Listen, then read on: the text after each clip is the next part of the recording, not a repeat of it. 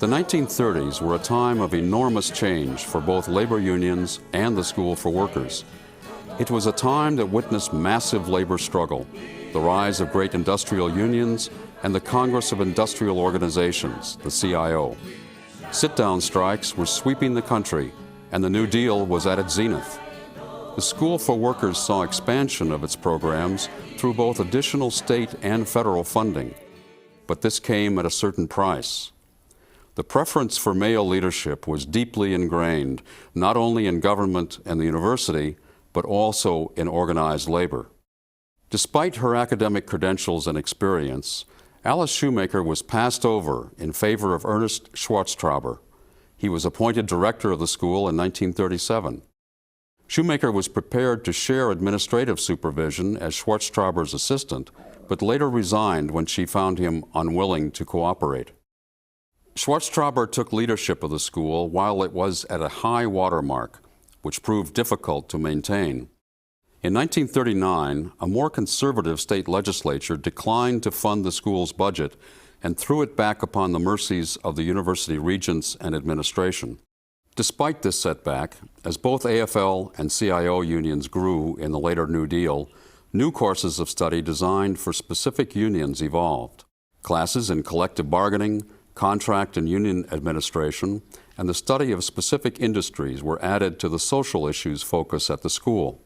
Rising union leaders like Arnold Zander, first president of what became the American Federation of State, County, and Municipal Employees, AFSCME, brought his members for shorter courses of a week or two, which supplemented both the school's 6-week summer session and its winter classes around the state. Skills, knowledge, and research supportive of ongoing union organizing and collective bargaining activities emerged as a priority at the school, a theme that became even more predominant after World War II. During and after the war, unions were a new power to be reckoned with, and for the School for Workers, this was a takeoff period. Virginia Hart recalls her first experience with the School for Workers as an education director from the International Ladies Garment Workers Union working in Tennessee. When we came up here in 1943, it was really a wonderful program to see what the University School for Workers was doing for trade unionists from all over the country. And I brought 2 delegates, a man named Bill from the carding room, and he was not well educated at all, but he was at least able to handle a job. The woman I brought, called May, was from the knitting mill, and she was more educated and loved it here and got a lot out of the 2 weeks. But Will, or Bill, whichever we call him, couldn't tolerate being in a classroom with a black. He was so uncomfortable, and I felt terrible that he just couldn't stand it. So we had to say, all right, you can go home.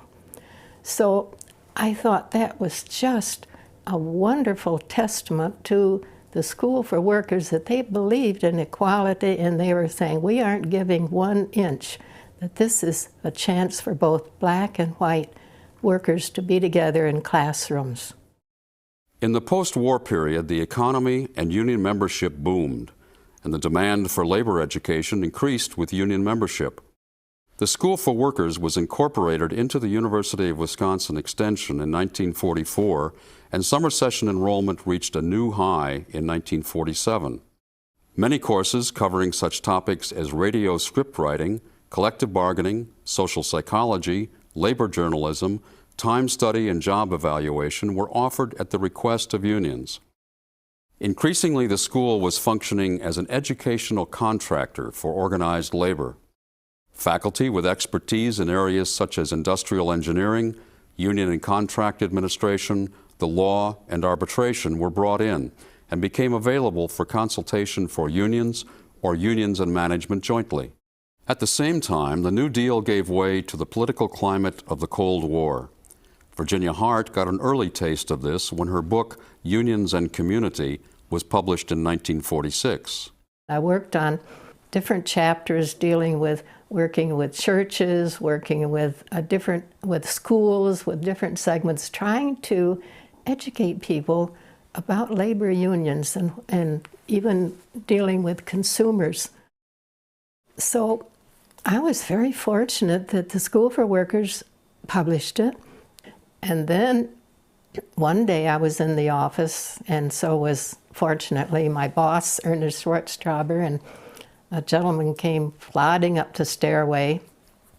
We were there on West Johnson Street, complaining about this communist booklet. And I thought, oh, isn't that nice? I can stay back in my office. I don't have to go and talk to him. But Ernest Schwartztrauber defended it and explained how it was a guide to be used in the community, just in the community with the unions, and there was nothing incendiary about it. Confrontations with communism here at home and abroad led to an American anti-communist crusade, and organized labor was enlisted in its cause.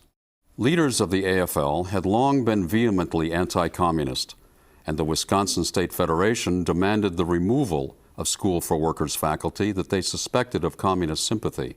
The CIO, initially opposed to these new political winds, changed course, expelling communists and communist-led unions, and became a collaborator in labor education designed to educate workers about the dangers of communism. Directors of the School for Workers, such as future University Chancellor and University System President Edwin Young and Robert W. Ozanne, along with noted faculty such as the legal and labor relations scholar Jack Barbash, saw themselves as guiding organized labor along the proper anti-communist educational lines.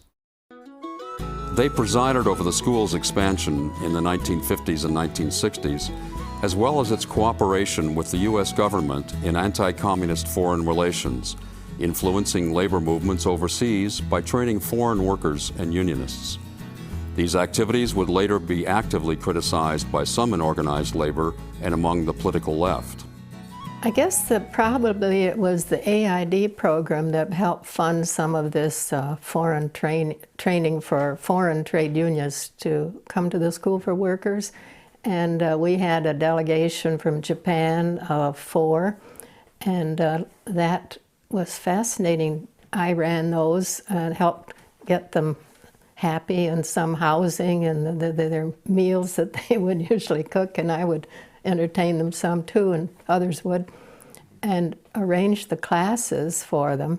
We had a large group from India, and of course having lived there and also having been in Japan meant something to have this relationship with them. The school's summer sessions, now primarily 1 or 2 week-long classes dedicated to specific unions, were booked solid. And School for Workers community classes, sponsored by the technical college system, were an inexpensive way to take labor education around the state. A sizable and professionalized permanent faculty emerged to conduct these expanded activities, as well as to research and publish on topics relevant to organized labor. What was built in these years proved durable. In the decades that followed, as labor came under heavy attack, such resources assumed ever greater importance for organized labor. For the school, controversy and adversity, as always, lay ahead. The School for Workers retains its original role, embodied by the Wisconsin idea, and is more than ever a crucial forum for the exchange of ideas and information for working people. As American workers grapple with a new corporate-dominated global economy and weakened systems of social protections, the School for Workers is still at the cutting edge of ideas and education for working people.